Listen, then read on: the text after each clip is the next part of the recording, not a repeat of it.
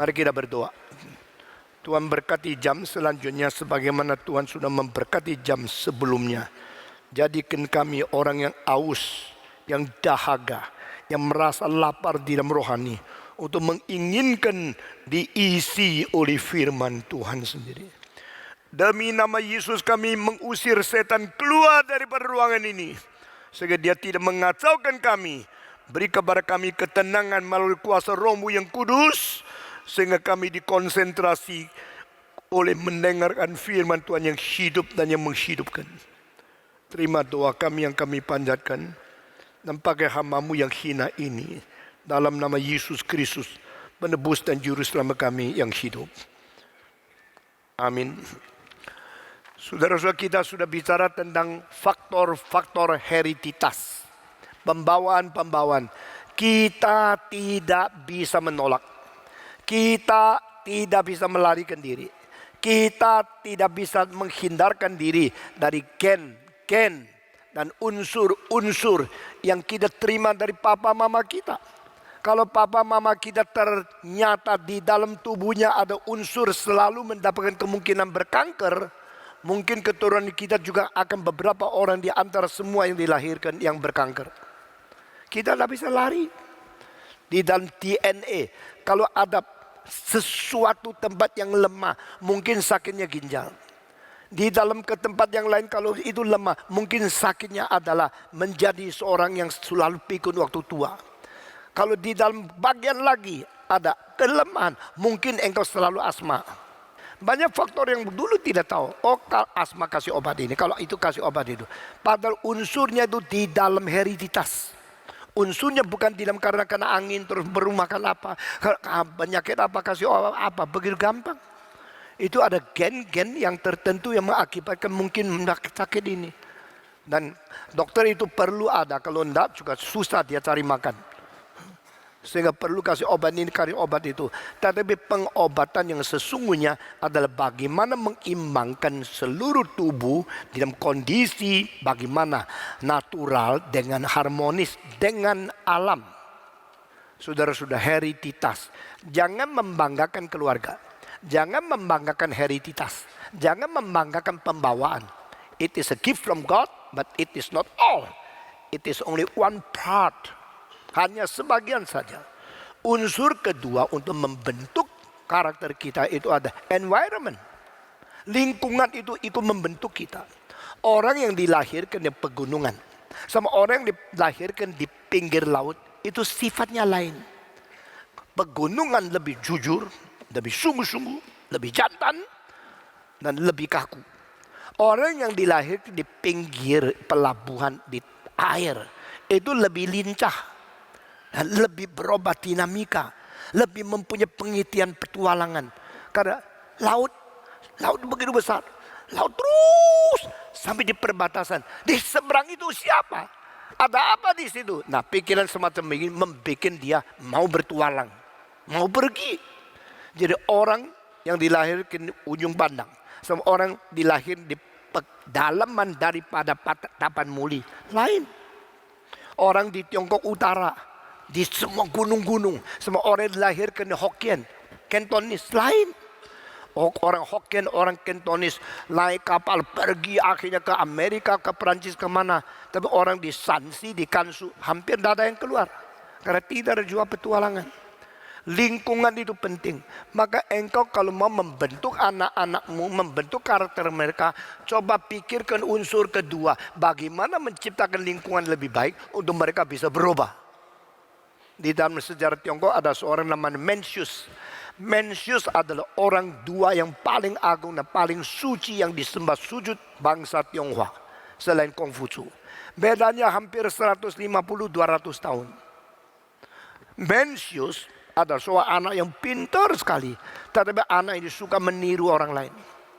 Mamanya seorang janda, cuma satu anak. Waktu dibesarkan, lihat anak itu waktu nakalnya luar biasa. Dan suka meniru orang lain. Satu kali dia punya rumah, dekat rumah pasar. Jadi anaknya saban hari pergi pasar pulang, bantalnya disobek-sobek. Karena apa? Dia ikut orang potong babi. Orang itu menjagal babi potong-potong, dia jadikan bantal babi dipotong-potong. Terus mamanya bilang, cilaka, kayak begini besok besar paling banyak jadi tukang babi. Saya tidak mau anak saya cuma satu, lalu jadi tukang potong babi, jadi apa? Mamanya bagaimanapun berusaha, akhirnya pindah rumah. Lalu saudara kalau pindah rumah alasannya apa? Mesti tepat ya. Jangan sembarangan pindah rumah. Dia pindah ke satu tempat. Pindah satu tempat tenang sekali. Nah, beberapa rumah tidak terlalu mahal. Tapi anaknya selalu angkat kursi. Jalan-jalan. Loh, kenapa kamu angkat kursi? Dia ikut orang-orang yang bawa jenazah. Karena pinggirnya itu ada kuburan. Tuh anak ini juga angkat kursi, sebenarnya angkat jenazah. Dia mencilaka, besok anak saya besar jadi tukang jenazah. Akhirnya dia pindah lagi rumah. Itu namanya mengmusanchen. Mencius mother have to change 3 times in the house. Move 3 times. Pindah ke tempat di mana ada sekolah. Dan banyak orang belajar bawa buku. Nah, anaknya itu juga belajar bawa buku, belajar. Dia bilang, this is the place I should stay. Pindah ke tempat itu. Akhirnya anak itu menjadi seorang terpelajar yang besar sekali. Namanya Mencius. Maka lingkungan ikut membentuk. Apakah saudara menciptakan lingkungan untuk anak-anakmu? Supaya mereka dari kecil melihat sesuatu yang baik. Lalu mempengaruhi, merangsang, memberi inspirasi. Lalu menjadi contoh bagaimana dia harus hidup. Hati-hati dengan lingkungan. Lingkungan itu penting sekali. Orang yang berada di utara sepanjang tahun 4 musim. Nanti panas, nanti semi, nanti kemarau, nanti dingin. Ganti baju setiap 3 bulan. Yang musim panas tipisnya sampai seperti transparan. Waktu musim dingin pakai tebalnya seperti kelihatan sudah gemuk. Lalu ganti lagi. Membuat rangsang pikiran, time is passing. Waktu lewat, musim robah. Sehingga banyak variasi pikirannya. Tetapi orang yang di tropika seperti di Indonesia, dari Januari sampai Desember, 2 pakaian cukup, giliran ganti pakai, giliran ganti pakai. Dan rasa sabar dari sama. Orang yang di tropika selalu mempunyai kemalasan tertentu karena tidak ada perubahan yang merangsang dia.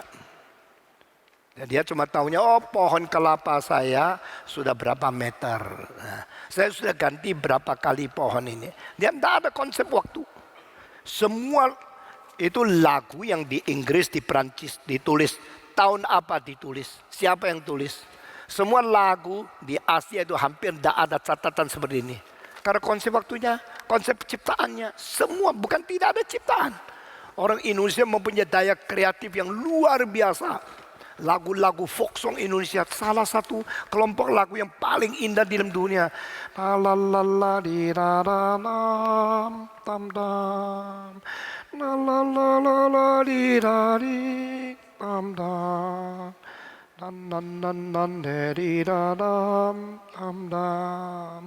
Di di di di di di da dim dam dam. Indahnya luar biasa. Bengawan Solo. Enak sekali kan? Orang Indonesia kreatif sekali, seniman banyak. Dan orang mempunyai mutu seni yang tinggi sekali. Tapi tidak ada sekolah musik yang baik. Tidak ada guru yang baik. Akhirnya terserah. Kau bisa kreatif, kau sukses. Tidak bisa, kau hancur. Akhirnya di antara berjuta-juta yang datang pergi, lahir mati. Hanya beberapa butil orang yang mau menangkap kesempatan. Mau mempergunakan kreatif. Akhirnya menjadi musikus yang indah.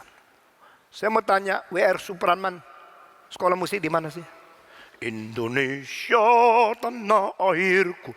Salah satu lagu kebangsaan terbaik di antara 3 lagu kebangsaan. Saya bukan main-main. One of the best national anthem in the world. Banyak anak Indonesia yang tidak pernah sekolah musik sudah bisa nyanyi di TV. Karena apa? Nature gift is so obvious. Begitu jelas mereka mendapatkan sesuatu bakat natural tapi tidak dilatih. Orang yang dilatih tapi tidak ada bakat itu buang-buang uang. Orang yang mempunyai bakat tidak ada latih itu buang-buang bakat.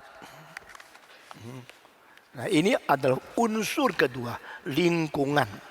Apakah kita telah menciptakan lingkungan keluarga yang baik untuk anak-anak? Apakah kita telah menciptakan lingkungan baik untuk pendidikan anak-anak? Apakah kita telah menciptakan lingkungan sosial yang baik untuk anak-anak? Kalau tidak, mulai hari ini rencana sedikit unsur kedua ini diperbaiki. Make a good environment for your children. Nah, di hal ini saya menyinggung satu perkataan, yaitu homeschooling itu baik atau tidak. Ada orang mengatakan karena sekolah banyak tidak beres.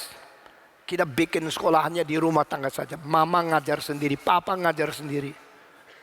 Saya tidak melawan, tapi saya memberikan sesuatu peringatan. We are limited being. Bagaimana hebatnya engkau mendidik anakmu, meskipun pakai itu kurikulum yang baik, kita terbatas. Sehingga tidak pernah kita memberikan kesempatan anak kita mempunyai dunia lebih variatif. Lebih banyak potensi kemungkinan yang lain. Lalu mereka hanya diikat di dalam lingkungan yang terlalu indah. Orang begini besok mungkin mengalami kesulitan, tidak bisa ngalahkan dan bahaya sekali. Di Filipina ada seorang kepala sekolah Kristen. Muridnya 5.000, sekolahnya besar sekali. Dan anaknya akhirnya menikah, sudah nikah menjadi orang seperti Sinting. Karena apa? Ternyata suaminya itu seorang yang bukan orang yang baik. Dan dia dari kecil itu dipelihara di dalam satu keluarga yang begitu suci, begitu baik. Sehingga dia kira seluruh dunia orang baik. Setelah menikah baru tahu, aduh ternyata suaminya dari keluarga yang Kristen, tapi lingkungannya sama-sama Kristen. Begitu kurang jujur, begitu menipu dia. Dia seperti orang gila. Karena apa? Dari permulaan tidak dikasih injeksi untuk bertahan. Tidak dikasih sesuatu obat untuk bisa menerima ujian. Kenapa di Taman Firdaus ada ular itu? Kenapa di Taman Firdaus ada pohon yang membedakan baik dan jahat itu? Kenapa Tuhan tidak bikin pagar yang rapat sampai ular tidak bisa masuk? Kenapa Tuhan menciptakan sebuah pohon yang boleh menjadi tempat untuk mencobai manusia? Ular masuk, pohon ada. Dengan adanya ciptaan Tuhan dan dengan adanya penipuan daripada ular, Adam Hawa akhirnya jatuh. Dah salah Tuhan. Tuhan tolong kasih anak saya satu taman Firdaus tanpa ular. Kasih anak saya satu taman lingkungan yang paling baik tanpa pohon. Tuhan bilang, what did you say? You tidak mau pohon itu? Iya, tidak mau. Pohon yang baik semua. Tidak mau ular itu? Tuhan bilang, oke, lu bikin sendiri aja. Kamu tidak puas apa yang saya ciptakan. Tuhan ciptakan Taman Firdaus dengan adanya pohon, dengan adanya ular. Itu satu keharusan. Loh masa? Alkitab bilang itu keharusan. Memang Tuhan yang cipta kok. Di antara yang dicipta, pohon itu yang ular itu paling licik. Berarti Tuhan yang cipta aku. Tulis di situ. Pohon itu dicipta Tuhan. Ular itu dicipta Tuhan. Lalu diperbolehkan masuk supaya Hawa itu teruji, tercoba. Berarti pencobaan dan ujian itu adalah hal-hal yang mutlak harus ada. The absolute necessity of the temptation and the trial. Both from Satan and from God. Allah tidak menciptakan manusia dengan semacam sifat yang tanpa uji langsung sukses. Allah memberikan manusia sesuatu kesempatan. Harus dicoba, harus diuji. Itu sebab saya bilang homeschooling is very very dangerous. Jika homeschooling itu hanya mempunyai papa mama yang sangat terbatas. Dan dia tidak pernah memberikan lingkungan yang sangat negatif atau variatif untuk anak. Anak itu baik-baik di rumah, besok besar ketemu lawan. Mungkin langsung menyerah atau langsung diserang. Itu sebab saudara-saudara, lingkungan itu kadang-kadang bahaya. Dan lingkungan itu kadang-kadang bahagia. Lingkungan itu perlu satu monisme, juga perlu satu variatif. Lingkungan. Faktor kedua yang mempengaruhi pembentukan karakter yaitu lingkungan. Dan di dunia adakah lingkungan yang sempurna? Tidak ada.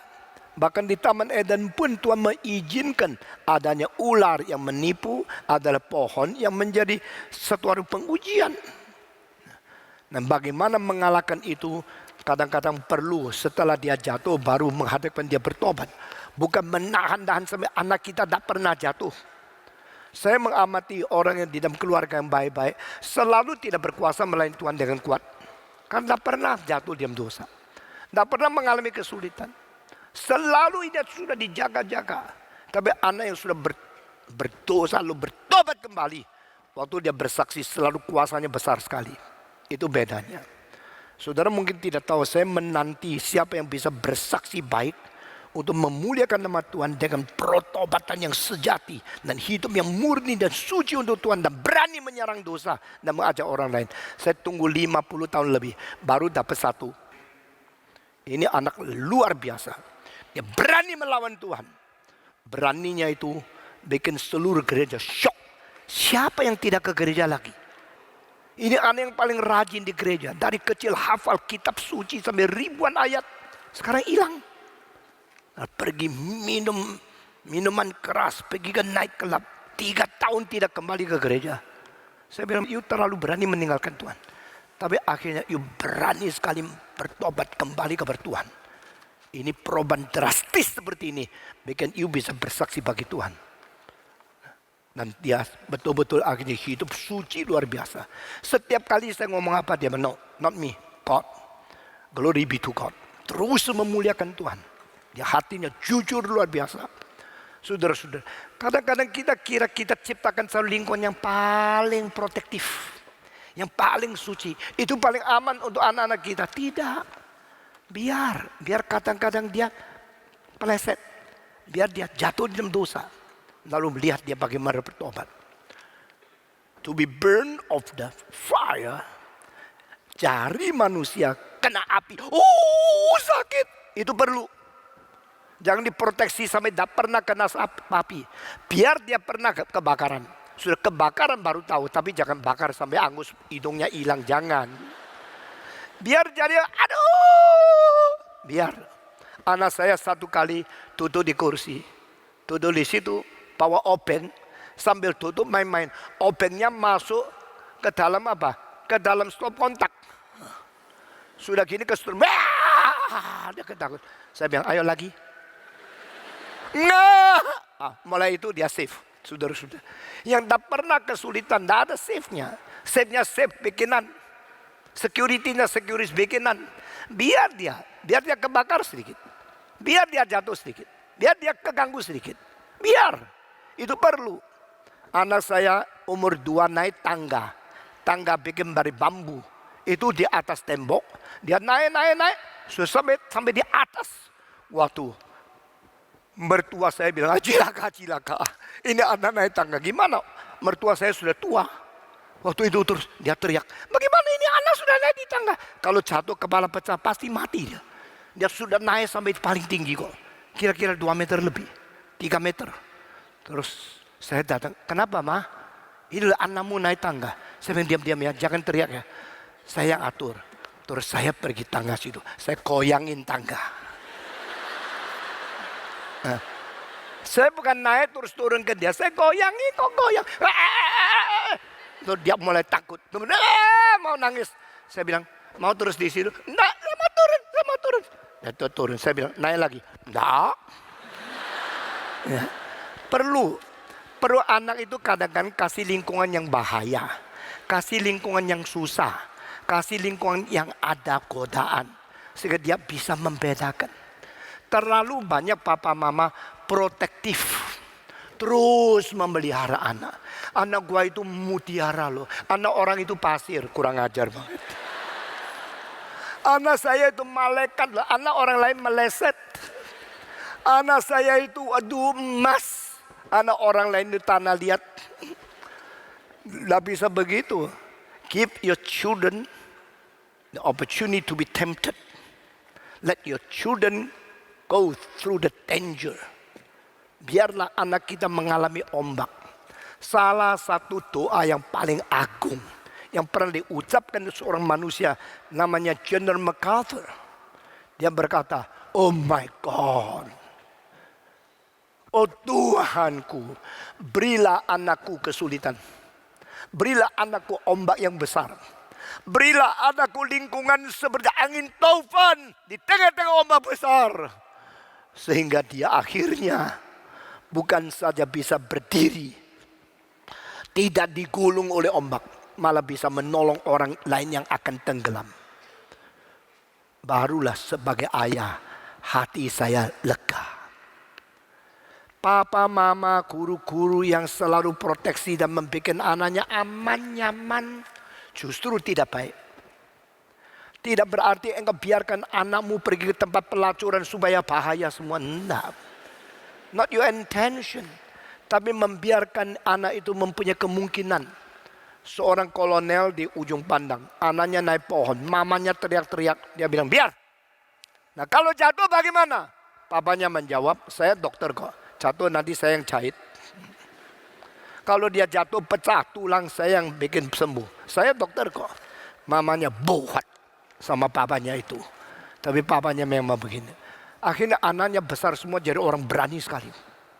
Karena sudah pernah mengalami semua kebebasan. Tapi diproteksi bukan cara untuk menahan dia tidak bahaya. Cara melihat bagaimana supaya tidak kelewatan. Tidak sampai membahayakan kesehatan atau keamanan hidup. Nah ini cara pendidikan yang berbeda dengan konsep biasa. Kebanyakan orang tua itu terlalu proteksi anak. Membuat lingkungan seenak mungkin, selancar mungkin, setenang mungkin, senyaman mungkin. Nah perlu. Saudara-saudara, saya tanya anak kecil, pernah digigit kepiting? Enggak. Mama tidak boleh saya dekat kepiting. Mama tidak boleh saya masuk dapur. Pantasan anak perempuanmu itu sudah nikah, masa air pun tidak bisa. Lalu menjadi menantumu ini sangat-sangat rugi. Semasa air tidak bisa. Air kok dimasak, ya minum aja, gendeng lu. Tidak bisa, tidak boleh masuk dapur. Saya tanya seorang ibu, kenapa anakmu tidak boleh masuk dapur? Kalau masuk atau bikin ribut, saya mau kerja diganggu terus. To teach, you must not be afraid of interference from your children. Mendidik anak tidak boleh selalu merasa diganggu anak. Orang yang selalu rasa ini ganggu, itu ganggu. Dia tidak mengajar, dia cuma mengamankan diri. Orang yang mengamankan diri tidak pernah mungkin mendidik anak. Orang yang berani melahirkan anak mau diganggu. Tuhan pakai cara apa bikin engkau berhenti dari berkenyamananmu yang terlalu enak. Waktu engkau melahirkan anak, bikin anak nangis malam, siang tidur. Bayi itu siang tidur terus, malam teriak, wah, wah. Bikin engkau tidak tidur. Baru engkau tahu apa rasain jadi mama. Itu perlu. Kita perlu diganggu. Kalau sesuatu diganggu terus pikir gimana saya tidak bisa tidur, besok mau kerja. Terus anak dipukul, piak. Ayo tidur. Suruh orang tidur kok pakai pukul, heran ya. Tadi banyak mama cara didik kayak begini loh. Lu kalau tidak dengar saya pukul, tidak dengar pukul. Mereka kira dengan pukul anak itu bisa tenang, bisa taat, bisa tidur. Tambah nangis. Selain nangis, luka lagi. Lecet kulitnya. Sudah lecet kulit juga. Kenapa lecet kulit? Pukul lagi. Orang gila. Yang bikin lecet kamu kok. Jadi itu mendidik baru tahu tidak gampang. Didik anak itu tidak gampang. Meskipun tidak gampang harus didik. Meskipun diganggu harus terima. Jadi dari sini Tuhan mengajar kamu. Do you know now? To be mother is not easy. To be teacher is not easy. You should be interrupted. Engkau harus diganggu. Baru belajar apa sabar. Baru belajar apa itu tahan. Baru belajar apa itu tunggu. Mendidik anak sampai sukses itu tidak gampang. Dan kalau engkau rasa diganggu, lalu engkau mau nyaman, engkau tidak pernah solve others' problem. To teach is to solve your students' problem. To teach is not to hinder the problem from student to you. Mendidik anak bukan melarikan diri supaya tidak ada gangguan anak-anak kepada saya. Mendidik berarti berani menanggung beban, berani menghadapi kesulitan, bahkan gangguan dari anak. Tapi saya bereskan dia, bukan bereskan dia. Cuma pikirannya diri nyaman, tidak mau diganggu, tidak bisa jadi guru. cuma mementingkan diri bagaimana sejahtera, engkau tidak bisa mendidik. Orang yang didik harus menghadapi kesulitan anak itu. Dan tahan, sabar, tunggu. Untuk menunggu satu hari dia jadi. Sebelum itu engkau harus diganggu. Harus mau menerima gangguan. Karena engkau diganggu bukan mempersoalkan saya rugi apa, saya susah apa, saya diganggu apa. Tapi di dalam gangguan saya mengetahui bagaimana mengerti dia, bagaimana didik dia, bagaimana robah dia, bagaimana membentuk dia. Anak-anak selalu taruh tempat tidur, tidak boleh orang ganggu. Shh, baby sleeps here. Be silent please. Saya sengaja ganggu. Kalau saya lihat ada bayi yang terlalu dimanja, saya sengaja buka suara musik besar-besar. Loh, orang tidur kok diganggu. Ini namanya mendidik. Kalau dia suara keras sampai meriam keluar masih bisa tidur, itu namanya tidur. Kalau tenang sekali itu bukan tidur, itu bius. Loh kok gini saya patong? Ya gini, ikutlah saya. Kalau engkau ikut saya, anakmu pasti baik. Anak yang dimanja, tidak ada satu yang jadi. Saya dilahirkan di dalam zaman peperangan Jepang. Waktu saya lahir, saban hari dengarnya meriam. Saban hari dengarnya bom. Itu sebab sekarang saya ketemu kesulitan apapun tidak lari. Saya tidak takut musuh saya berapa besar. Presiden raja tidak bisa mentaklukkan saya kalau tidak pakai kebenaran. Orang kaya tidak bisa membeli saya karena saya tidak takut, tidak ada uang. Kongfucu mengatakan, "Wu shao er jian, gu duo neng pi si." Mau ikut saya? Kalau bisa, ayo. Kongfucu mengatakan waktu saya masih kecil sangat remeh, miskin, susah, kerja berat. Itu sebab sekarang kesulitan apapun saya bisa tanggung. Kesulitan yang bagi remeh, bagi hina pun saya bisa kerjakan. Dia sudah menjadi orang besar mengatakan kalimat ini. Tapi anak-anakmu dari kecil dimanja, mesti tenang, mesti enak, kasih susu kelas 1, kasih makan yang paling mahal. Makanya anakmu ke depot, warteg, langsung mencret. Satu kali tidak makan, langsung mah sakit. 3 hari tidak tidur di rumah, langsung kurus kering. Karena orang manja. Baby sleeps here. Be silent please. Bayi-bayi seperti itu tidak pernah ada gangguan. Waktu dia besar sedikit, jalan di pinggir kuda kentut, dia sakit jantung. Dengar suara bret, langsung sakit jantung. Kenapa? Kamu yang gara-gara. Kalau dari kecil dengan suara keras, dengan meriam, jangan bilang kuda kentut. Saya sih tidak pernah dengar kuda kentut ya. Dengar bom besar, dengar apa yang ledak, dia akan mengatakan, hah, apa sih yang terjadi? Dia tidak akan terganggu. Saudara, kalau engkau mempunyai jiwa yang tenang seperti itu, biarpun musuh, pisaunya sudah sampai di sini, engkau senyum bilang, silakan tarik kembali. Orang mau pukul engkau, bilang, ada apa lu marah? Tenang aja. Mau hidup seperti ini? Coba belajar seperti saya. Coba ancam saya pakai uang, pakai militer, pakai kuasa, pakai agama, pakai apapun. Saya tidak akan menghiraukan. I believe in God and I fear God. So I'm not fearing to anybody. Saudara-saudara, kalimat ini dari Alkitab.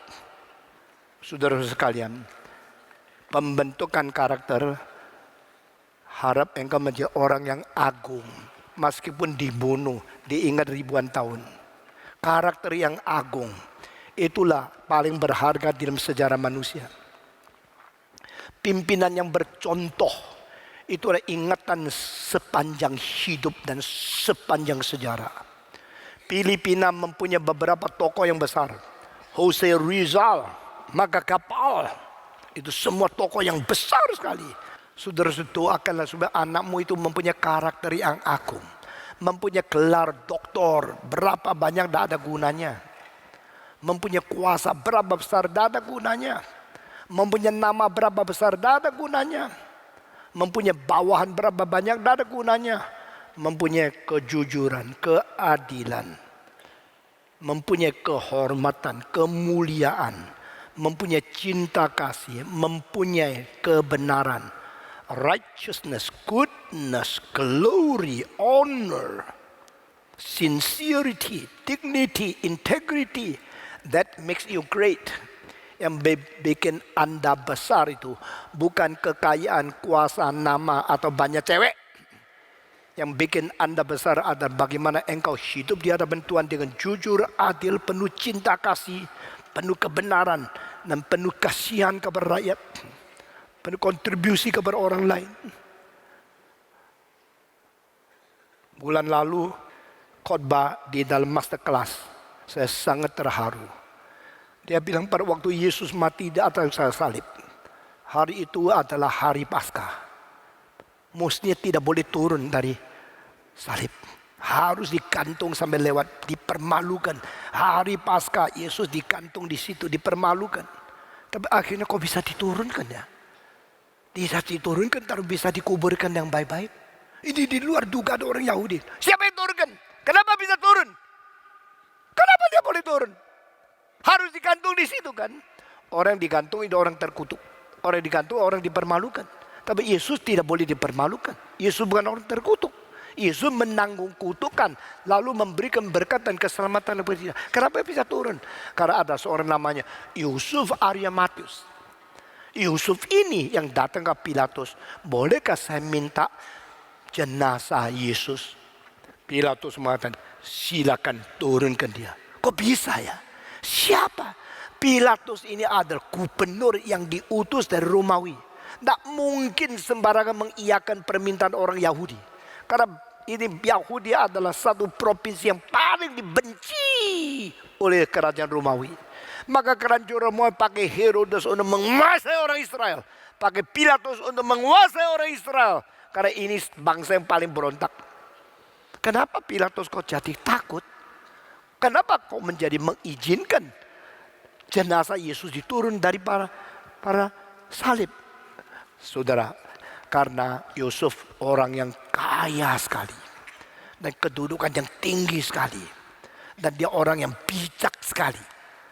Dia mempunyai kekayaan lebih-lebih sampai dia sudah mendapatkan sesuatu kedudukan tinggi sebagai anggota Sanhedrin.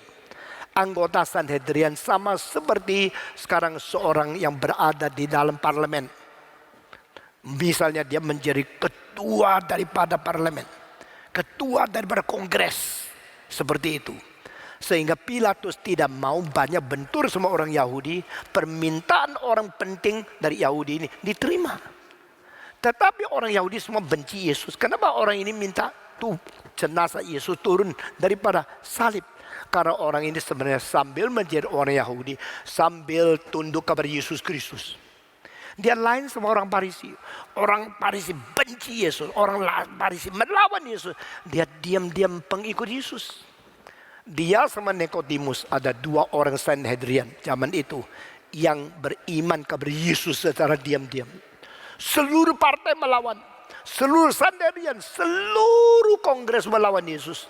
Tapi dua orang tua ini, satu Yusuf dan satu Nikodemus, mereka memikirkan, jangan ganggu, Yesus terlalu besar. Jangan menganggap dia orang dari Nazaret lalu dihina. Jangan karena dia orang Galili lalu injak-injak. Dia adalah anak Allah yang sungguh-sungguh. Tapi dia tidak mau bentur sama orang lain. Dia low profile. Maka dia diam-diam mengikut Yesus. Lalu mengumpulkan uang. Ternyata Yusuf itu orang kaya sekali. Sampai mempunyai kuburan baru yang dibikin di Yerusalem. Nah, saat itu dia mengatakan kepada Pilatus, tolong kasih saya mayat Yesus. Pilatus bilang, oke, langsung mengiyakan. Lalu setelah dia turunkan mayat Yesus Kristus, Alkitab mengatakan dia pergi. Lalu tafsir Alkitab mengatakan sudah dia pergi. Di dalam seluruh kitab suci dan sejarah tidak pernah muncul lagi orang ini. Bagaimana? Disappear. Dia hilang dari sejarah. Kaya? Iya. Untuk apa? Semua kekayaan dia hanya untuk satu hal. Untuk pekerjaan Tuhan. Sekarang banyak orang kaya terus memikirkan diri lebih kaya, lebih kaya, lebih kaya. Saudara-saudara, kekayaanmu kalau ada sebagian Tuhan pakai untuk pekerjaan Tuhan, itulah berkat Tuhan untuk kamu dan keturunanmu. Jadi kekayaanmu hanya untuk memewahkan diri, memegahkan sendiri, itu besok hanya membuat engkau mempunyai kuburan lebih besar, peti lebih tebal. Lalu waktu Yesus datang bangkitkan orang, engkau lebih susah bangkit. Itu aja. Saudara-saudara, Yusuf dari Arimatia adalah a rich man, but his richness has only one use, for the glory of God, especially in the burial of Jesus Christ. Alkitab mengatakan dia turunkan jenazah. Lalu Nikodemus datang bawa obat-obat rempah-rempah, kira-kira sekarang 50 kilo. Membungkus Yesus di dalam kain putih. Saya setiap kali memikirkan tentang Yesus, saya ingin nangis. Karena memang saya dipanggil untuk memberitakan Yesus dan dia tersalib. Yesus dilahirkan sebagai bayi, tidak ada pakaian, dibungkus dengan kain putih. Yesus mati, tidak ada pakaian orang mati, dibungkus dengan kain putih. Dia adalah proletariat yang sungguh-sungguh, no property. The only one is so poor. Yesus datang dari surga menjadi manusia paling miskin. Waktu lahir pinjam tempat orang lain, kandang binatang. Waktu mati pinjam kuburan orang lain, kuburan yang tidak pernah dikuburkan orang lain, kuburan yang disiapkan oleh Arimatis. Yusuf Arimatis itu membuat kuburan untuk diri sendiri besok di situ. Tapi akhirnya, let Jesus use it. I don't care myself. Kalau dia sudah memakai kuburannya menampung Yesus, lalu ketemu orang Yahudi, pasti Yahudi akan mencari dia, menghakimi dia, mempenjarakan dia atau membunuh dia. Maka dia setelah selesai mengkubur Yesus, dia pergi dan entah kemana. Dia menghilang. Disappear from the podium of the history. Disappear from the eyesight of Jewish people. Disappear from all the enemies of Jesus Christ. Dia hilang daripada mata musuh Yesus Kristus. Lalu tidak tahu kemana saja. Di dalam sejarah tidak catat lagi dia kemana. Saya sangat terharu. Jadi kekayaan orang itu kalau Tuhan mau pakai, itulah satu-satunya fungsi.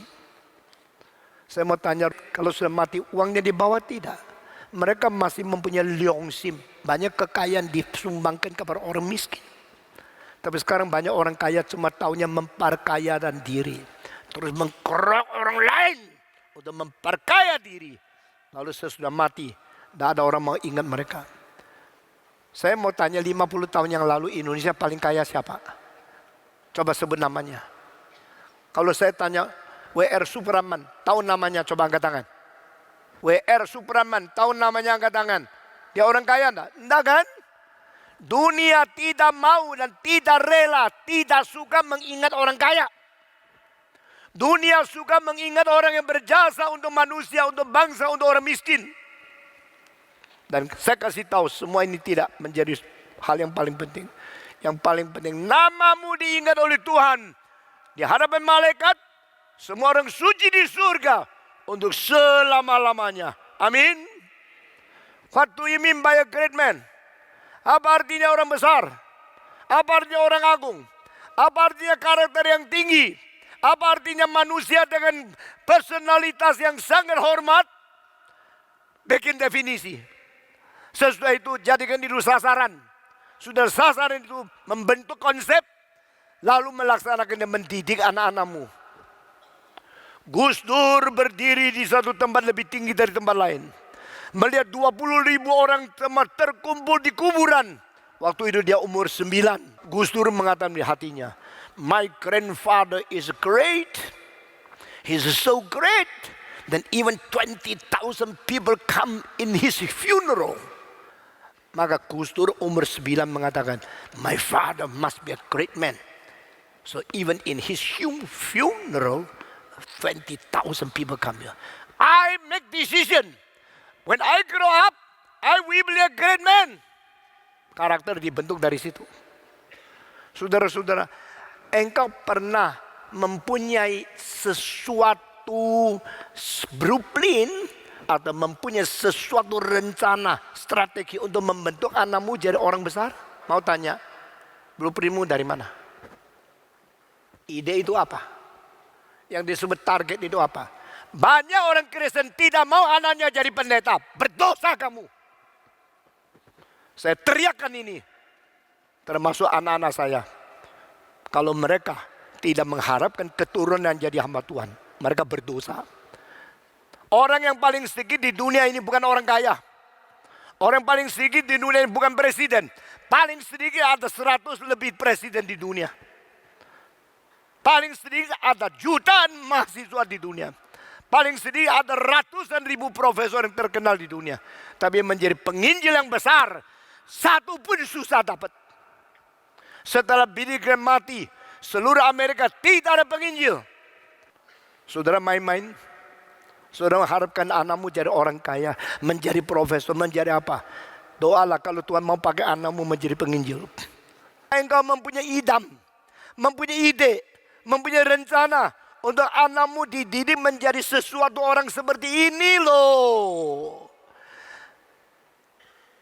You want to make your children, your descendants, your offsprings to be something like that, like this man. John Wesley sekarang di mana? Calvin zaman ini di mana? Martin Lloyd Jones sekarang di sini di mana? Billy Graham yang kedua di mana? Indonesia menghasilkan siapa lagi? Anakmu yang seperti Stephen Tong di mana? Engkau tidak mempunyai ide yang besar, tidak mempunyai rencana untuk Tuhan, hanya menghadap anakmu bisnis, lalu sudah pulang menjadi orang, menjadi milioner yang besar, begitu saja. Kalau saya mau menjadi pedagang sekarang tidak di sini. Tapi saya berani mengatakan setiap pedagang yang paling besar pun mereka harus menghormati apa yang saya kerjakan. Karena besok di surga tempat-tempat semua orang yang kaya sekali semua akan hancur karena dunia dan semua nafsu dunia hancur. Hanya mereka yang melakukan kehendak Allah tetap kekal selama-lamanya. Amin. Saudara harus sadar. Kita perlu doakan Tuhan membangkitkan orang untuk Tuhan. Kalau ibu saya mempunyai 5 anak menjadi hamba Tuhan. Akhirnya dia ketakutkan kalau dia tua tidak ada orang kasih makan. Waktu itu dia kira anak kalau jadi pendeta itu miskin. Ternyata tidak. Waktu dia tua dia keliling 5 kota. Anak-anak menjadi pendeta semua menyambut dia dengan baik. 2 yang tidak pendeta juga tidak lebih baik dari orang yang menjadi pendeta. Tuhan itu Tuhan hidup. Jangan kepingin kaya saja, jangan kepingin jaya saja. Rumah besar, kekayaan, mobil mewah itu semua sementara. Tapi orang yang memikirkan tentang kerajaan Tuhan dan tentang kehendak Tuhan dilakukan di dunia, yang tidak mau uang, tidak mau harta, itu orang besar. Berdoalah supaya anak kita dipakai, bukan hanya anak orang lain. Kalau anak orang lain dipakai oleh Tuhan, kenapa anak kita tidak bisa? Karena yang menjadi orang Tuhan tidak ada blueprint. Kita tidak ada satu strategi. Tidak ada satu sasaran untuk membentuk anak kita menjadi orang yang dipakai oleh Tuhan. Asal mereka kaya, asal mereka bisa kasih saya hidup, asal mereka mempunyai rumah besar sudah cukup. Berdoa minta Tuhan memberi kekuatan kita mendidik, membentuk anak-anak kita menjadi karakter-karakter yang besar. Yang cinta Tuhan, yang memuliakan Tuhan, yang memberitakan Injil, memberitakan firman, yang mengkupaskan kitab suci, dan bersiap menjadi orang besar dipakai Tuhan. Kalau ada orang itu berbakat, jangan ditindas, jangan dicurigai, dibentuk dan dipimpin. Lingkungan saya berhenti di sini saja. Ketiga adalah unsur yang tidak diperhatikan baik-baik oleh orang lain, yaitu tendensi temperamen. Engkau tidak akan dapatkan unsur ini di buku apapun. The tendency of temperament. Yaitu manusia mempunyai sesuatu temperamen yang setiap orang berbeda. Temperamen dibagi 4 macam sejak zaman Gerika. Manusia itu 4 tipe. Semacam itu agak dangkal, tapi selalu girang. Ada fleksibel, tapi selalu tidak mendalam. Nah, orang-orang ini emosinya sangat gampang dilihat. Itu namanya sanguin. Kalau senang, dia senyum. Kalau susah, dia muram. Kalau dia berkawan, dia bicara. Kalau dia suka, dia diam. Dari mukanya langsung tahu dia orangnya moodnya apa, perasaannya apa, sifatnya apa, hatinya apa. Karena so ekspresif. Orang semacam ini gampang ketawa, gampang nangis, gampang itu lupa, gampang berkawan, gampang karena dia terlalu murni, sangat polos. Di kantor kita ada seorang hatinya baik sekali. Dan dia salah satu anak yang saya lihat paling ekspresif. Kalau dia senang, senang. Kalau dia ngomong apa, jujur. Sangat baik jiwanya. Ini sanguin. Ini sifat seperti ini adalah sifat yang jujur dan ekspresif. Selalu komunikatif. Tidak malu ngomong sama siapa. Selalu jiwanya bersih. Macam kedua adalah diam-diam makan dalam. Diam-diam makan dalam. Makan apa saya tidak tahu, tapi dalam sekali gitu. Kalau senang engkau juga tidak lihat, susah juga tidak lihat. Tapi kelihatannya seram terus, serius terus. Orang ini orang pintar, tapi selalu pikir yang negatif. Dia sangat pintar analisa, analisanya selalu salah, anggap diri betul. Nah kalau dia anggap betul, jangan coba mau koreksi dia, dia pasti benci kamu. Dia cuma mau orang dengar dia. Kalau tidak setuju dia tidak lagi berkawan. Kalau setuju dia baru dia teruskan. Ini semacam orang pintar. Pintar. Tapi pintarnya bukan pintar yang konstruktif. Pintar yang egois. Ini mau dengar saya kasih tahu. Ini mau ngerti saya berkawan sama kau. Ini tidak setuju saya, sudah stop. Tidak usah ngomong sama kamu. Orang ini namanya orang melankolik. Melankolik itu terus konsentrasi kepada diri. Perasaan diri dia itu Allah keduanya. The second God is his or her feeling. Saya rasa ini tidak benar. Karena tidak benar, maka pasti tidak benar. Dia mengukur segala sesuatu dengan perasaan.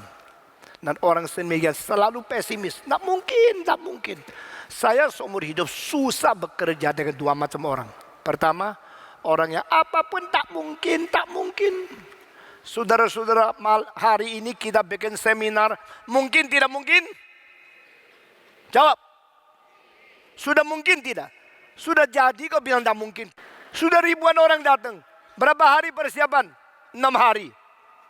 Aduh patong, you tak ada pengalaman, you terlalu naif, engkau terlalu polos, iman terlalu besar. Iman kok ada yang terlalu besar. Aduh, Yesus berkata, hei kau iman yang kecil. Tidak pernah Yesus tegur, imanmu kegedean. Tidak ada itu. Diam kitab suci tidak pernah ada. Saya bersyukur orang yang ini kali menjadi ketua panitia. Sangat kooperatif. Bagaimana Pak Tong? Minggu depan, hari Jumat, hari libur, nyepi. Seluruh Jakarta nyepi, mari kita rame yuk. Yang lain nyepi, kita rame yuk. Saya bilang, yuk jadi ketua panitia ya. Kita langsung persiapkan di dalam 6 hari. Bikin semua brosur, cetakan semua. Kertas nyanyian, semua dicetak di dalam hari ini. Hari Minggu saya umumkan, langsung saya minta semua datang ikut. Saudara-saudara, hanya 1 hari Minggu. Hanya 1 kali brosur. Tuhan kirim orang hampir 4.000 yang datang. Mungkin tak? Tapi masih tidak berani jawab. Mungkin tak? Sudah terjadi. Nah, kalau hari itu sifatnya melankolik.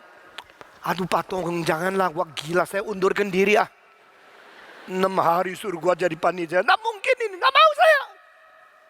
Saya cuma bisa kerjasama sama orang yang mengatakan mungkin. Karena iman.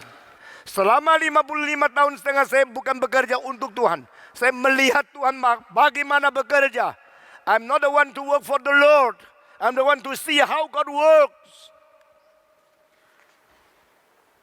When history pass, you recall again. You see the glory and honor of God is so great. When history is still going on, shut up. Sejarah sedang jalan, jangan banyak bicara. Sejarah sudah lewat, hitunglah anugerah Tuhan. Sejarah belum datang, pakailah mata yang jeli seperti nabi-nabi. Melihat kemungkinan-kemungkinan yang akan terjadi. Ini pelayanan saya. Di mana gereja tidak menerima pelayan saya pergi. Saya tidak perlu andalkan saudara. I go my way to follow and to obey my God. Saudara-saudara. Kedua, orang yang hati sempit saya tidak bisa kerja. Orang yang hatinya sempit selalu curiga ini, curiga itu. Selalu kritik, selalu maki-maki, selalu menghakimi. Itu orang seperti itu saya tidak bisa kerja sama-sama dia. Two things I cannot work together. First, no faith. Always see the impossibility. The second, with a very narrow-hearted, criticize, judge, but not contribution. Ini semua cara yang tidak benar.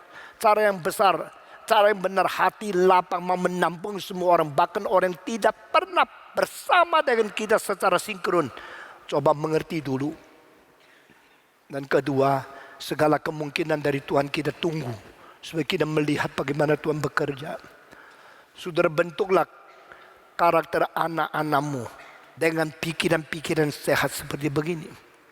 Dan khususnya menunggu Tuhan memberikan hambanya. Karena hamba Tuhan yang bersifat kenabian, khususnya dengan dinamika penginjilan, itu manusia yang paling langka di dunia. Kalau menemukan harus bersyukur kepada Tuhan. Jika saya katakan tendensi temperamen. Orang melankolik, orang sanguin, macam ketiga, orang kolerik. Apa itu artinya orang kolerik? Adalah orang yang berani, orang yang mau menanggung susah, orang praktis, tapi orang yang tidak boleh diganggu sembarangan. Orang melankolik selalu menyendiri, taruh konsentrasi kepada sendiri, terlalu melihat dengan kecerdasan semua kelemahan. Tapi sudah melihat kelemahan tak bisa kontribusi apa-apa. Cuma bisa cari penyakit. Sudah menemukan penyakit, semua analisa betul. Sesudah betul menganalisa, tidak bisa mengobati. Dan tidak bisa mengembalikan masyarakat kepada yang sehat. Ini orang-orang begini pintar tapi bahaya. Ada dua macam dokter, semacam dokter cuma ronsen. Menemukan penyakit di sini, lubang ini di sini ada luka di sini, stadium keberapa. Sesuai bagaimana? Ya sudah tunggu mati aja. Itu dokter yang pintar tapi tidak bisa membantu. Dokter yang lain, oh meskipun stadium ke-4, ke-5, ke-8, saya ada obat untuk stadium ke-9. Saya tidak takut, saya bisa menyembuhkan. Itu orang yang pintar dan baik. Orang yang pintar banyak, orang yang agung sedikit. Di dunia banyak orang bisa merasakan kelemahan, di mana analisa kelemahan, kekurangan, semua tahu. Tapi bagaimana memperbaiki? Bukan urusan UE. Itu mati sendiri aja. No, we are called to solve the problem. We are not called to analyze the problem. Hanya dipanggil untuk menganalisa problem-problem. Itu orang pintar. Bisa menyembuhkan kelemahan orang yang agung. Saudara-saudara, Tuhan mau kita menjadi manusia yang menutupi lubang, membuat kemungkinan, membuka jalan yang baru, bukan hanya mencari sela-sela kelemahan-kelemahan dari para orang lain lagi. Melankolik ada kelemahan besar karena tidak berkontribusi, konsentrasi kepada diri dan perasaan, melihatnya kepada kelemahan dan tidak ada jalan keluar. Kolerik lain, kolerik mengatakan, ada kesulitan, tidak usah takut. Mesti kerja berat, saya siap. Mesti banting tulang, saya mati pun mau. Tapi orang ini ada kelemahan, suka balas dendam. Kolerik itu mempunyai sikap keadilan yang keras sekali. Tapi kalau keadilannya tidak diberikan kesucian dari Tuhan, semua keadilan yang dia miliki menjadi balas dendam. Anak-anak kita dilahirkan, mungkin di dalam 100%, 30% sanguin, 20% kolerik, lalu 30% lagi itu melankolik, sisanya yang disebut phlegmatic. Karakter phlegmatic berarti karakter yang tenang, stabil, tetapi tidak berani, tidak sembarangan bergoncang, tidak sembarangan boleh terkompromi dengan yang lain. 4 macam ya. Pertama, sanguin. Kedua, melankolik. Ketiga, kolerik. Keempat adalah apa? Phlegmatic. Saudara-saudara, orang sanguin itu tikus lewat pun dia loncat di atas meja. Aduh, apa sih? Tikus. Wah, nangis? Kenapa nangis? Susah apa? Ada nyamuk. Ya sedikit saja dua ribut, sedikit sudah teriak, sedikit sudah anggap anak kecil nakal, nakalnya cuma sedikit dipukul setengah mati karena dia pikir dia mama mesti mendidik. Yang disebut didik itu pukul. Ya, jadi mendidik anak semaunya sendiri. Yang kecil dipukul, besar, yang besar diampuni. Jadi anak kecil dari kecil tidak tahu itu yang besar mana, yang kecil mana, yang penting mana, yang tidak penting mana, karena mamanya sendiri tidak tahu kok. Kalau saya lagi masak, you senggol sampai air panas kena, dipukul setengah mati. Bukan mendidik karena membalas dendam. Tadi you dorong sampai air panas bikin lecet saya. Nah, kayak gini bukan pendidikan. Pendidikan tahan dulu apa yang susah. Ingat dulu, dia tidak bersalah. Dia cuma karena senggol sehingga kena air panas. Jangan pukul dia. Dia tidak salah. Kalau tidak salah dipukul. Salah kecil pukul besar. Salah besar pukul kecil. Dia semua kacau. Apa penting, apa tidak penting. Semua kacau balau. Lalu besar juga yang penting tidak dia peduli, yang tidak penting itu diributin. Banyak orang tidak mempunyai urutan mana penting, mana tidak penting, mana krusial, mana tidak krusial. Akhirnya kacau balau pendidikan. Karena apa? Karena papa mamanya sendiri tidak bisa membedakan besar kecil. Orang sanguin, soal kecil atau teriak-teriak. Baru hujan gerimis sedikit sudah tidak mau pergi kebaktian. Takut pilek. Melankolik. Apapun pikir susah, pikir gagal, pikir. Baru orang ngomong satu kalimat keras, lu tidak sopan sama saya. Baru suami mengatakan satu kalimat, you menyesal nikah sama saya ya. Cuma bikin segala sesuatu makin ribut, makin susah. Pernah bikin baik, karena pikiran selalu pikiran negatif. Lalu semua dimasukkan ke negatif dia, supaya urusan makin rusak. Banyak perselisihan ada suami istri karena sifat melankolik yang membuat sesuatu itu makin rusak. Akhirnya ributnya bukan ribut karena sesuatu, ribut karena sikap yang tidak sesuai dengan perasaan dia. Akhirnya bicara berapa jam pun tidak ada gunanya karena tidak pernah mau menyelesaikan persoalan, hanya tergumul di dalam hal yang tidak penting saja.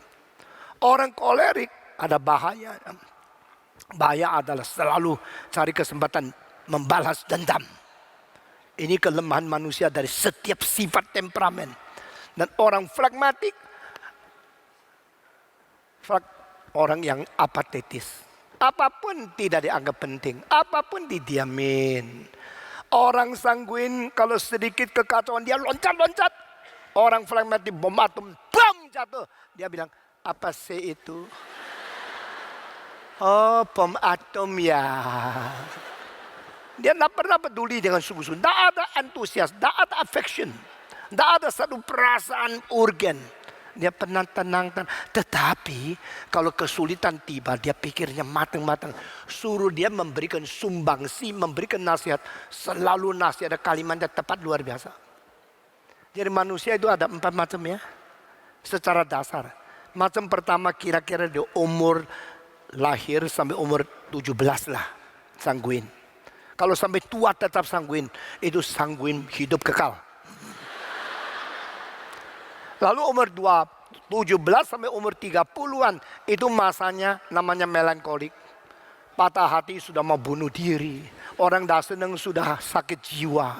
Sedikit sudah skizofrenik. Itu masanya masa melankolik. Umur 30, 35 sampai 50, itu adalah kolerik. Kerja setengah mati, berani hantam, berani melawan musuh. Kalau siapa tak senang sama dia langsung gigit kembali. Kalau kepiting gigit dia gigit kepiting kembali. Itu kolerik. Lalu sudah 50, 60 sampai 80 itu menjadi flagmatik. Orang lawan dia, ya sudah. Memang anak muda itu begitulah. Ya, saya sekarang mulai menjadi flagmatik ya. Kalau saudara marah sama saya, paling banyak saya sedih, nangis, saya tidak balas. Saya tidak banyak ngomong sama kamu lagi. Manusia itu dia perubahan. Tetapi apakah semua orang salah satu 100% tidak? Ada orang yang 50, 20, 20, 10. Ada orang 85, 5, 10. Ada yang 20, 20, 20, lalu 40. Setiap orang komposisinya lain-lain.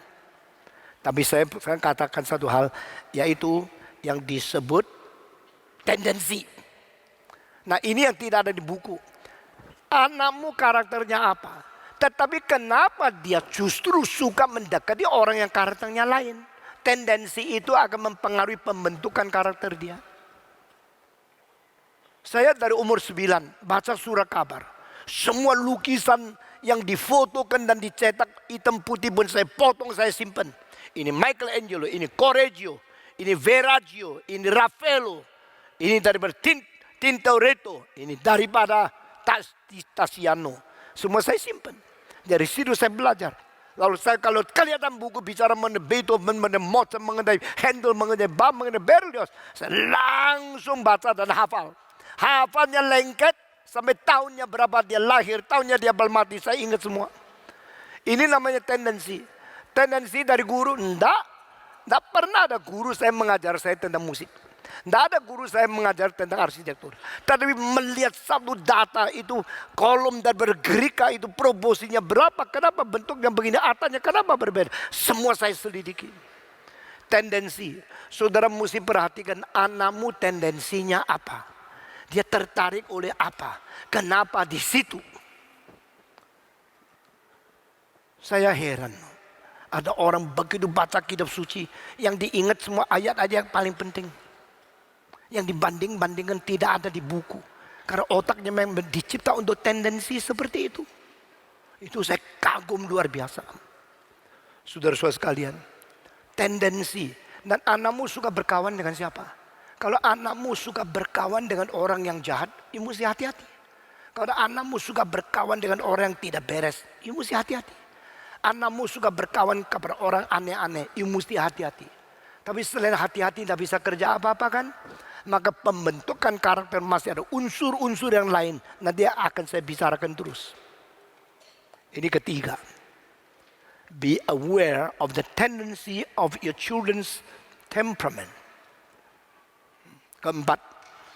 Keempat itu adalah solidaritas daripada kebiasaan yang dipelihara. Sesuatu yang dijadikan biasa. Semua suka kitab suci? Suka. Tapi ada anak yang suka kitab suci saben hari baca tekun. Ada yang suka terus beli banyak kitab suci model lain-lain ditaruh di dalam buku lemari saja. Ada anak yang cuma satu kitab suci dihafal ratusan ayat. Nah dia punya solidaritas, dia punya kekuatan membentuk diri sampai mempunyai kebiasaan yang tekun. Itu harus diperhatikan. Karena kebiasaan yang rutin dan tidak henti-henti itu faktor pembentukan karakter yang sangat penting sekali. Sangat penting sekali. Perhatikan 5 anak. Di antara ada satu yang selalu membaca buku tertentu. Kalau baca selalu menangkap yang paling penting. Sudah menangkap hafal semua yang dihafal. Ini anak you mesti hatikan. Nah, itu anak-anak yang langka. Kalau you temukan, you kasih tahu, you ada kelebihan di ini. Bukan untuk dia sombong, untuk dia jangan lupa anugerah Tuhan. Saudara-saudara, pembentukan karakter 4 hal ini. Pertama, pembawaan. Kedua, lingkungan. Ketiga, tendensi. Keempat, kebiasaan. Pelan-pelan membentuk sesuatu. Dan kita bersyukur di hadapan Tuhan. Kalau manusia mempunyai cara pembentukan karakter yang seperti ini. Sesudah begini masih ada hal yang lain? Masih ada hal yang banyak. Nah saya minta saudara perhatikan. Tadi pagi saya mengatakan ada faktor tersembunyi. Nah, itu saya belum bicarakan mungkin yang terakhir. Saya sekarang akan menggabungkan beberapa hal yang penting sekali. Yaitu selain 4 faktor tadi, masih ada faktor sifat bangsa. Bangsa Indonesia lain sama bangsa Jerman. Bangsa Jerman lebih bersifat logis. Bangsa Indonesia lebih bersifat emosional. Bangsa daripada Jerman lebih bersifat akurat. Bangsa Italia lebih bersifat perasaan. Bangsa-bangsa Germany lebih bersifat logikalisasikan segala sesuatu. Bangsa-bangsa Latin lebih bersifat mensenikan segala sesuatu. Ini sifat bangsa akan ikut membentuk karakter. Jadi orang dibesarkan di Italia, sama dibesarkan di Jerman pasti lain. Orang lulusan Jerman lebih sakrak. Kerja apapun mesti peraturan ini. Kalau tidak ini, saya tidak bisa kerja. Kalau suruh saya kerja begini, kalau tidak saya undurkan diri. Di Jerman kapal kereta api kalau jalan. Coba lihat, tepat sampai detiknya persis. Jam sampai di 12 mulai jalan. Tidak pernah lambat.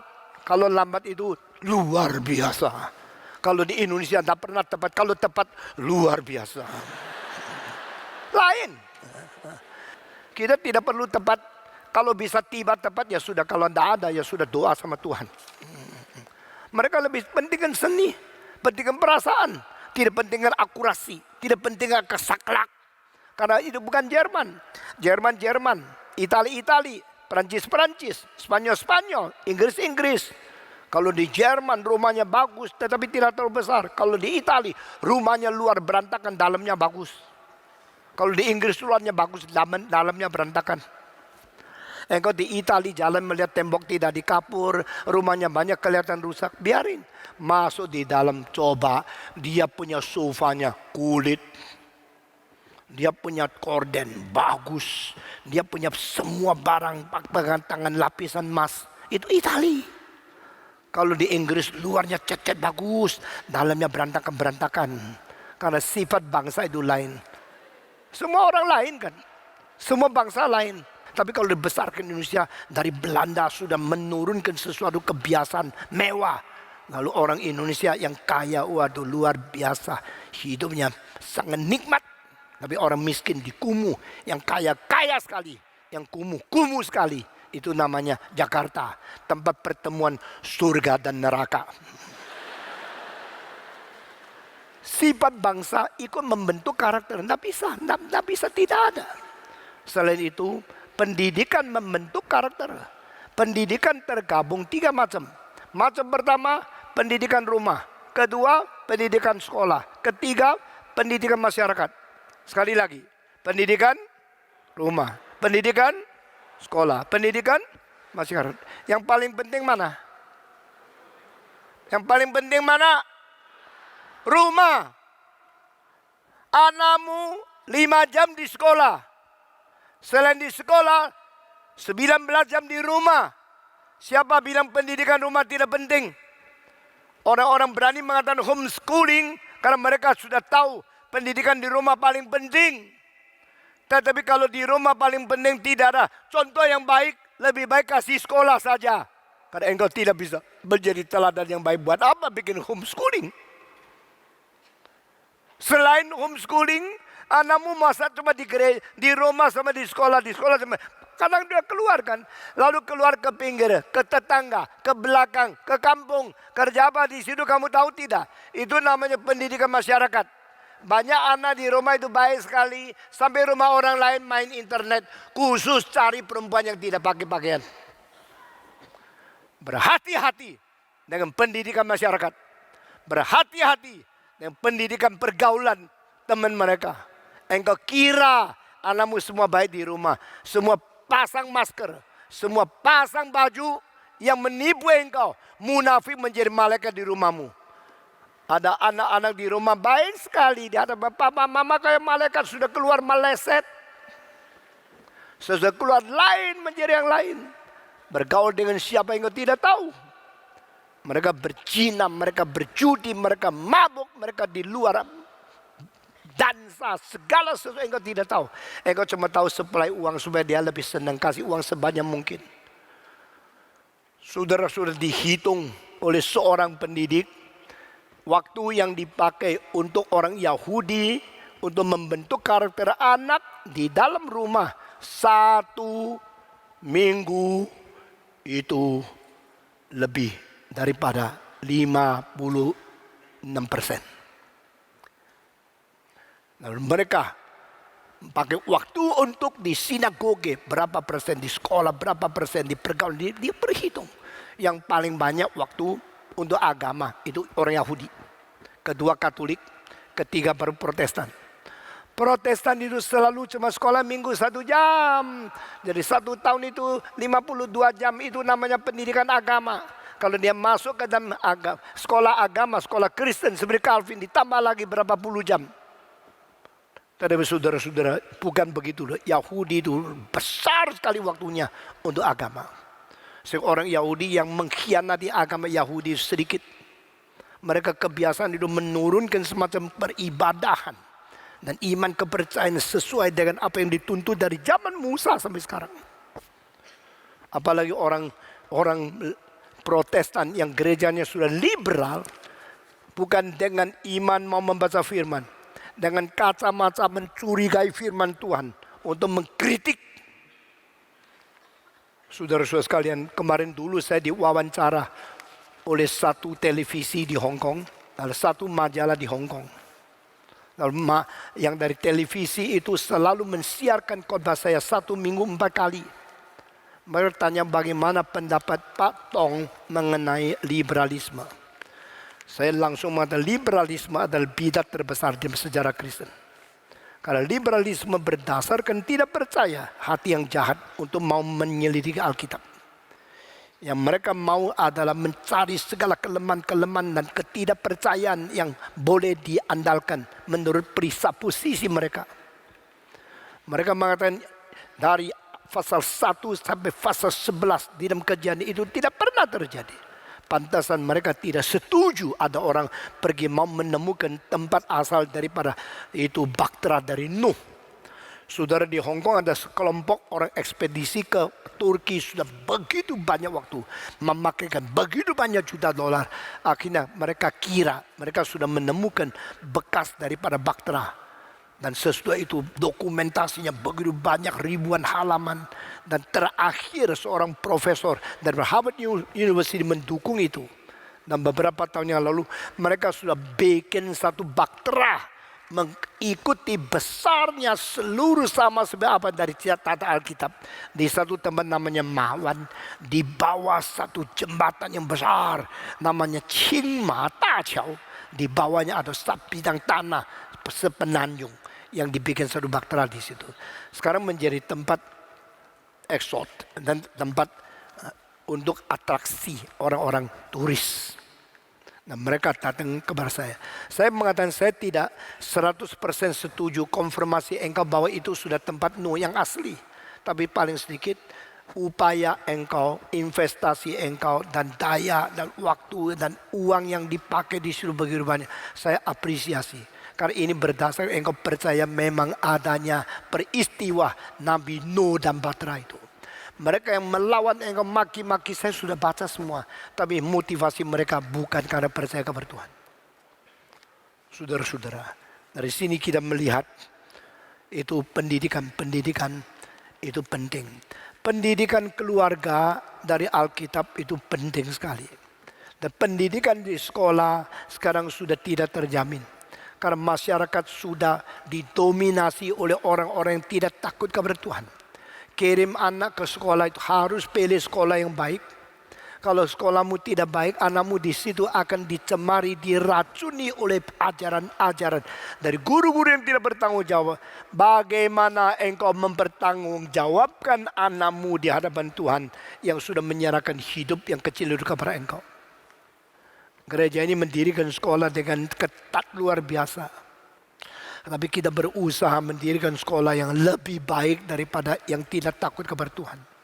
Berdasarkan prinsip reform. Supaya mendidik anak-anak dari kecil takut kepada Tuhan. Saudara-saudara, banyak sekolah.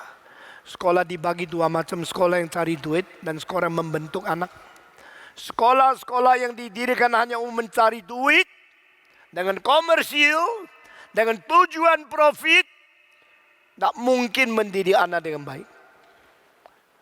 Sekolah yang betul-betul mempunyai jiwa mendidik anak, meskipun sulit sukses, sulit menjadi sempurna, sulit mencapai target, paling sedikit motivasi itu akan disusuli dengan kegiatan-kegiatan berdasarkan perasaan takut kepada Tuhan.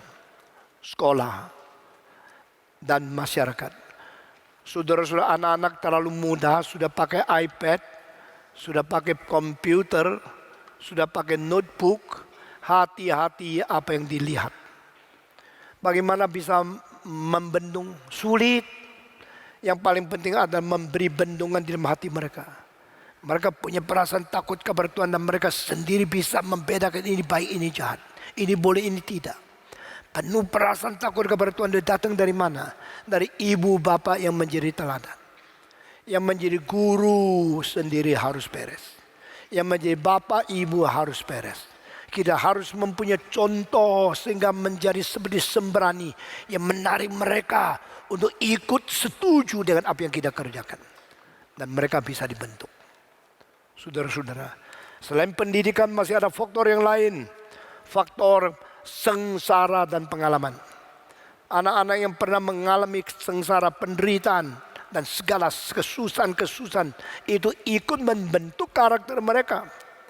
Manusia yang tidak pernah mengalami kesusahan, penyakit atau kebahayaan itu selalu menjadi bahaya. Tapi yang pernah mengalami penderitaan, kesusahan, kesakitan sebagainya, mereka lebih meresap mendalam pemikiran tentang what is the meaning of life. Arti hidup itu apa?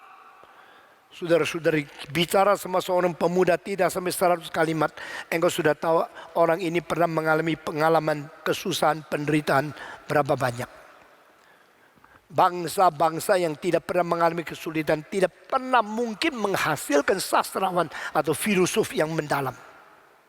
Selalu menghasilkan orang yang berfoya-foya, orang yang cuma maunya easy going saja. Tetapi pemikir yang besar selalu hasil dari orang-orang di mana tempat itu pernah mengalami kesusahan, bencana, dan kesulitan baik politis atau natural. Tetapi jangan lupa satu hal, sengsara dan penderitaan yang engkau pernah alami diimbangkan dengan reaksimu terhadap sengsara itu apa. Saudara, ada satu cara ngomong yaitu self-dialogue. Engkau bicara dengan dirimu. Setelah sakit engkau bicara apa? Sudahlah, hidup susah nih. Di mana Tuhan kok saya kasih penyakit? Itu satu reaksi ya. Reaksi lagi. Aduh, saya baru tahu loh. Ternyata kalau sakit begitu susahnya. Dulu saya tidak tahu. Sekarang saya baru tahu dunia yang penyakit begini ada 35 juta. Kalau saya besar, saya mau gak menjadi seorang yang membuat rumah sakit khusus menangani penyakit semacam ini. Nah, ini reaksi kedua. Reaksi ketiga, kalau memang hidup begitu susah, penyakit begitu susah, lebih baik saya bunuh diri lagi. Bunuh diri saja. Itu reaksi ketiga. Dan reaksi mau simpati, reaksi mau membenci dunia, reaksi mau membunuh diri, reaksi sekarang akan membalas dendam. Itu semua reaksi daripada karena pernah mengalami kesulitan. Itu membentuk daripada hidup manusia. The way you talk to yourself, the way you react to all the transgressions and the sufferings you experience will be the way to shape, to reconstruct your personality. Dan saudara-saudara, bukan saja demikian, sengsara yang paling mendalam itu selalu menjadi sesuatu pengujian karakter.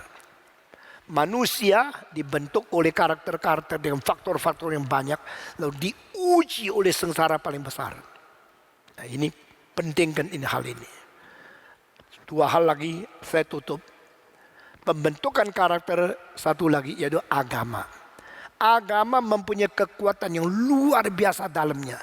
Sehingga orang yang tidak takut presiden, tidak takut akan polisi, tidak takut akan hakim, tidak takut jaksa, dia takut Tuhan. Karena agama mempunyai kuasa memekang seseorang besar sekali. Tetapi agama selalu kalau jebol karena orang itu melihat kelemahan pemimpin agama. Kalau pemimpin agama adalah orang yang mempermainkan segala peraturan dan syariat agama, anggotanya akan menjadi orang pura-pura. Tapi pemimpin agama kalau sendiri menjalankan dengan sungguh-sungguh, itu mengakibatkan anggotanya yang serius kepada Tuhan. Ini pasti.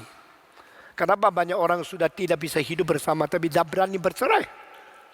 Banyak suami istri itu tidak mungkin lagi hidup bersama. Kenapa tidak berani bercerai? Ada 3 halangan. Pertama, religious pressure. Kedua, social pressure. Yang ketiga, family pressure. Tekanan agama bikin dia tidak berani bercerai. Tekanan daripada masyarakat bikin dia tidak berani bercerai. Tekanan dari berumah tangga bikin dia tidak berani bercerai. Kalau ketiga tekanan semua jebol, banyak orang pasti cerai. Kenapa tidak berani bercerai? Takut dibicarakan di masyarakat, malu. Kenapa tidak berani bercerai? Karena takut melanggar peraturan agama, Tuhan marah. Kenapa tidak berani bercerai? Karena ada anak-anak, nanti mereka bicara apa kalau papa maunya bercerai. Tiga ketekanan ini mengakibatkan manusia seolah-olah masih hidup bersama-sama secara pura-pura dan tidak jujur. Saudara-saudara, mari kita cari jalan dengan penuh perasaan Tuhan dan takut kepada firman Tuhan untuk solusi daripada kesulitan-kesulitan hidup bersama-sama. Agama itu mengekang, agama mengontrol personalitas. Sengsara menguji dan menyatakan personalitas. Terakhir, Roh Kudus memimpin personalitas. Bedanya agama dengan Roh Kudus. Agama secara rutin, secara kuasa, secara memimpin, mengekang, pressure. Tapi Roh Kudus bukan. Roh Kudus memimpin, mencerahkan. Roh Kudus memberikan inspirasi, menggerakkan. Jadi di dalam pembentukan karakter terakhir yang paling memuncak adalah how Holy Spirit guides you. Alkitab mengatakan barang siapa yang dipimpin Roh Kudus, dia adalah anak-anak Allah. Semua 1, 2, 3. Barang siapa yang dipimpin oleh Roh Kudus, dia adalah anak-anak Allah. Holy Spirit is given to guide us, not to keep us pressure, not to compel us to do something without our willing. Roh Kudus datang memimpin, mencerahkan, mengiluminasikan. Akhirnya kita berkata, ya di sini saya, Tuhan saya berterima kasih, saya kembali kepadamu. Mari kita berdoa. Bapa di dalam surga, kami berterima kasih untuk semua yang sudah kami terima. Kami minta Tuhan memberkati kami, beri kekuatan kepada kami untuk menjadi orang Kristen yang mengerti pembentukan karakter dan peranan Roh-Mu dan firman-Mu di dalam hidup kami masing-masing. Dengar doa kami yang kami panjatkan dalam nama Yesus Kristus, penebus dan juru selamat kami yang hidup. Amin.